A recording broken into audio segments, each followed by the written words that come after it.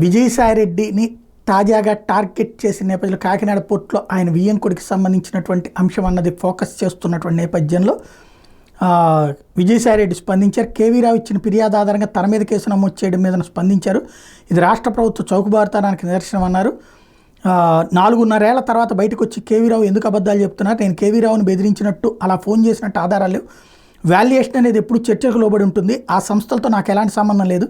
ఈ సంస్థల భాగస్వాములు ఎవరు కూడా నాకు ప్రత్యక్షంగా పరోక్షంగా తెలియదు.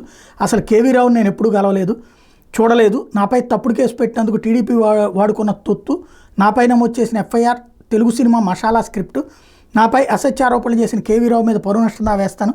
కాలిఫోర్నియాలో కూడా ఎక్కువగా ఉండే అతని మనీ లాండరింగ్ వ్యవహారాలన్నీ లాస్ ఏంజల్స్లోని FBI దృష్టికి వెళ్తాయి.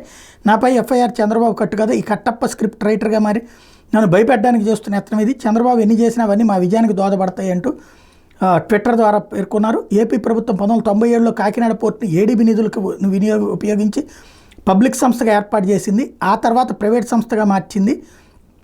తన కులమిత్రుడు కేవీ రావును బ్యాక్డోర్ ఎంట్రీలో చైర్మన్ MDగా చంద్రబాబు నియమించారు అని ఆరోపించారు. వైఎస్ఆర్సీపీ నేతల కార్యకర్తల మీద కక్ష సాధింపులకు పాల్పడి దక్షిణ భారత కింగ్ జాంగ్ ఉన్లా చంద్రబాబు తయారయ్యారని దుయ్యబట్టారు. ఆయన విధానాలకు ఎల్లో మీడియా వంత పాడుతోందన్నారు. పోలీసులు రాజ్యాంగబద్ధంగా పనిచేయాలని, టీడీపీ రాజ్యాంగం ప్రకారం కాదన్నారు. అభద్రతా భావంతో చంద్రబాబు వేలాది మందిని వేధింపులకు గురి చేస్తున్నారని ఆగ్రహం వ్యక్తం చేశారు. అద్దంలో తాను చూసుకోలేని స్థితికి బాబు దిగజారని చెప్పారు. దేశంలో రాజ్యాంగాన్ని ఆమోదించి 75 ఏళ్ళు గడిచిన నేపథ్యంలో రాష్ట్రంలో మాత్రం ప్రజలు భావ ప్రకటన హక్కుకి స్వేచ్ఛకు నోచుకోవడం లేదని ఆవేదన వ్యక్తం చేశారు.